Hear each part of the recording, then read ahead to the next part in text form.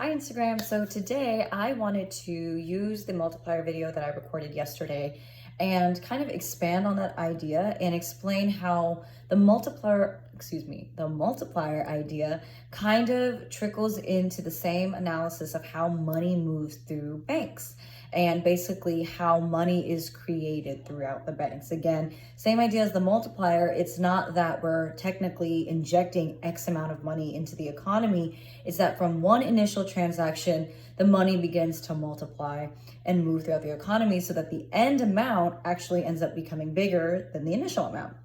So today I decided to use my super amazing drawing skills that, honestly should be featured in the Louvre because I'm just fantastic. So today we're going to learn about not only how money moves through banks, but assets, liabilities, and something called the reserve ratio. So we'll just talk about that as I move through all of my amazing drawings, but you just get to deal with my artistic skill. So let's take Jane here. If we take Jane from it's the same Jane from yesterday's example. I just kind of liked using characters and I feel like they have a story. So let's say Jane saves up her money as she's working from Marshall's, right? Yeah. Okay, and so Jane's working from Marshall's and she has $10,000 that she saved up and she would like to put it in the bank. For Jane, that $10,000 is an asset because that's Jane's money.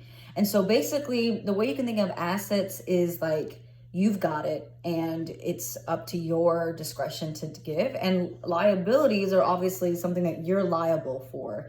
And you are responsible for paying back. It's kind of like, if you've got it, then great. And if you owe it, you better pay your bills back, kind of thing. So this is the people who've got the goods and these are the people who want the goods. That's the best way you can think of assets and liabilities.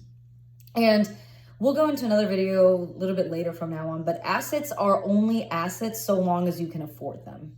And right now that may not make sense, but a lot of people say, oh, a car is an asset, a house is an asset. Yes, all that's true, but it's important to remember that they're assets only so long as you can technically afford them. And that was a big reason why in the 2008, people were like, oh, but I have a house, I have an asset. Well, if you can't afford your house, you can't afford the property values, you can't afford the increasing interest rates on your mortgage payments, it's no longer an asset to you, it's actually a liability. And liabilities are kind of like people who need to have some type of collateral, almost like if you're someone where you're trying to get someone to invest in you and they're like, okay, well, what will you put up as collateral? You already know that you're liable and you're in the liability area, right? And if you're the person demanding the collateral, then obviously you're the asset holder. So hopefully that makes sense. So Jane decides to take her $10,000 and puts it in bank one. And so in this transaction between Jane and the bank, you have to remember all transactions have their own identity. They might be a part of a real, they might stem from other transactions, but every transaction has its own identity, like your fingerprint. It's its own thing. So in this transaction, Jane is the asset holder and the bank one is the liability because they are liable for paying Jane her $10,000 when Jane comes to collect. And so if you're like, well, why would the bank want Jane's $10,000? And here we go. This is why. So in the transaction between bank one and Emo Joe, the bank one now has an asset and Emo Joe has a liability. So what the bank will do, sorry, it's slipping. What the bank will do is take the $10,000 that Jane gave them and put it in their vault, okay? And they will split it up into two categories. Remember how one of the assumptions for the multiplier was that consumers will consume or save? The same thing happens for banks, except they will either, for consumption, the way you can think about it for banks is lending.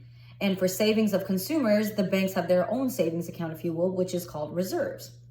So all banks are held to something called a reserve ratio. That's federally put by the Federal Reserve.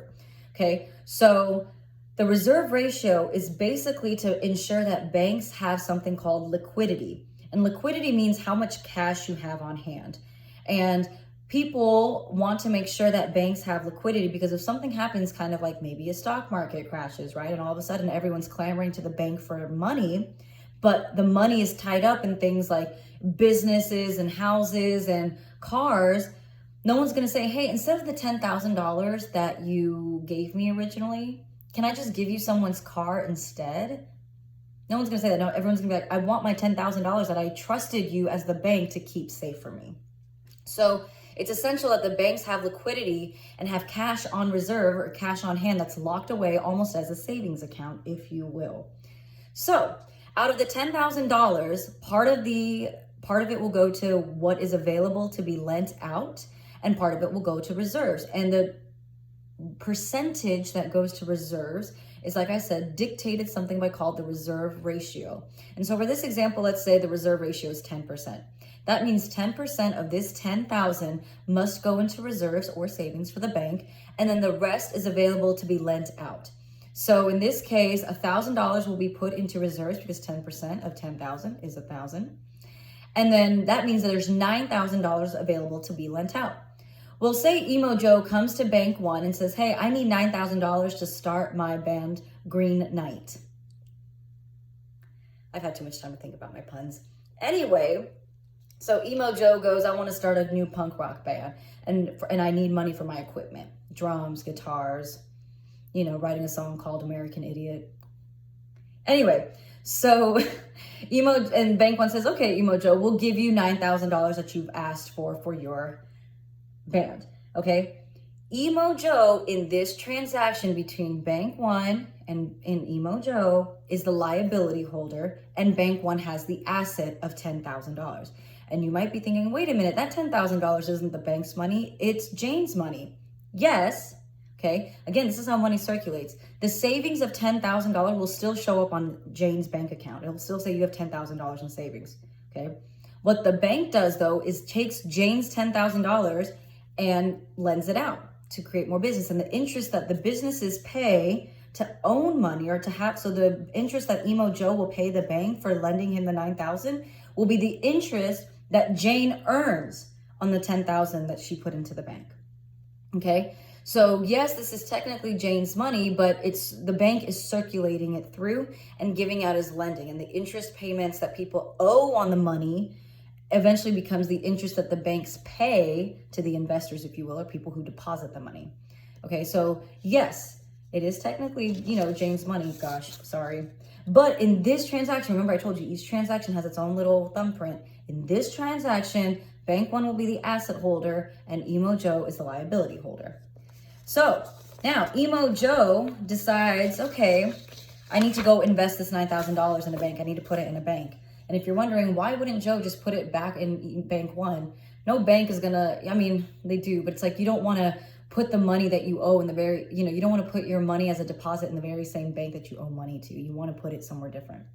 So Emo Joe takes his $9,000 and says, I'm going to put my $9,000 as a deposit. I'm going to deposit this $9,000 in Bank Two. Okay. And if he does this with Bank One, he can't earn interest, but he'll put it in a different bank so he can earn some interest on this, right? In this transaction between Emo Joe and Bank Two, since Emo Joe is the one depositing the $9,000 into Bank Two, Emo Joe has the leverage. So in this case, Emo Joe has the asset, and Bank Two is liable to pay Emo Joe the $9,000 that he puts back whenever Joe asks for it. Okay? And so then, my fingers are sticking together. Okay. So now Bank Two is $9,000 richer. Okay. And if we use the same reserve ratio, remember all banks are held to this. Okay. So out of the $9,000, the Bank Two will take 10% of that and put it into reserves. 10% of 9,000 is 900, which means now there is 8,100 available to be lent out to the public. Okay. Well, say Doe walks in and is like, hey, I need $8,100 to start my business of being a hairstylist. Okay.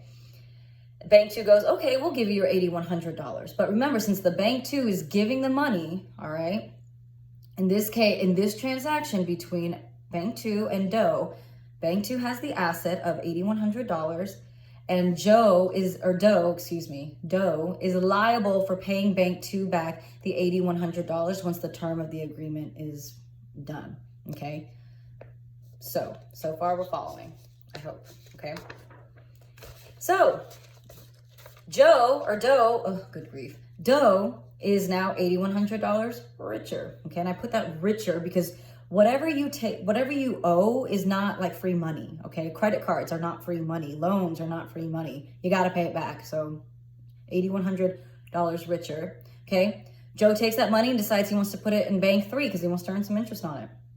Okay. So in this case, between Doe and bank 3, Doe has an asset of $8,100 and he's going to deposit it into bank 3, who will be liable to pay Doe back the $8,100 should Doe ever ask for it again. Okay. All right. And then in the next transaction, okay, bank 3 now is $8,100 richer. Okay.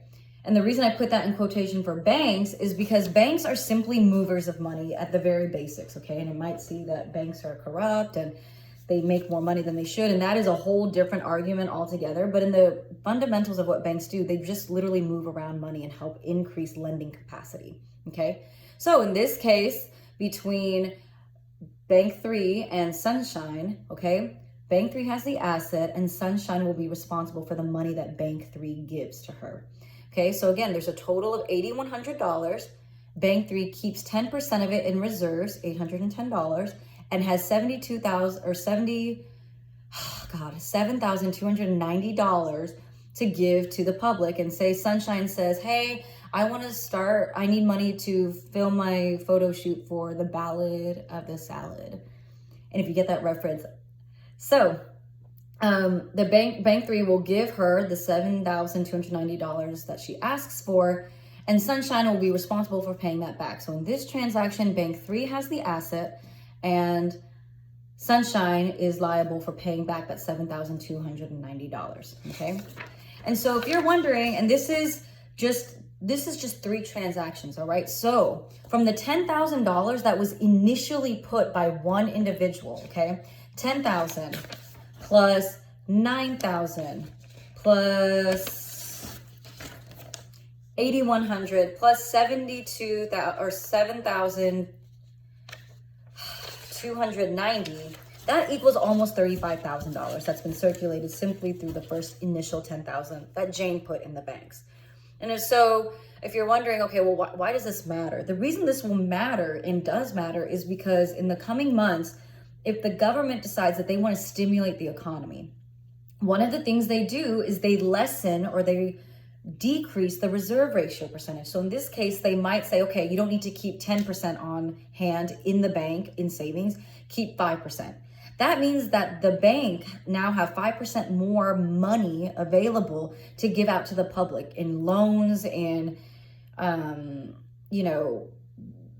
well, mostly loans, but like business loans, school loans, whatever it might be, basically lend people money to start up their businesses, okay? And contrastly, if the economy is getting too hot or the economy is moving too fast, remember, the economy is kind of like an engine, so it can overheat. They might increase the reserve ratio. So they might say, okay, you got to keep 15% of this money in your savings because we don't want too many people borrowing money because the economy is too hot right now. And so that is a really important thing to understand because this will be a tactic that absolutely the Federal Reserve will use to try and stimulate the economy once the virus's intensity has calmed down and we're trying to rebuild the economy. And I mentioned interest in these videos. It's important to remember that interest is the price of borrowing money. Okay. So if I have 12 people come to me and they're like, hey, I need your $100 that you're willing to give out. Okay, well, I have 12 people bidding for that. So basically the person who's going to say, hey, not only will I give you $100, but I'll give you $30 on top of that in the next year because you gave me the $100 today. That's going to incentivize me to give them the $100 now. And that's important because when the Fed decides to lower interest rates, that means that the price of borrowing money will be lower, which means it will incentivize people who need to borrow money and start up their businesses or whatever they want to do with that money. So I hope you found this video useful and I will see y'all tomorrow. Bye.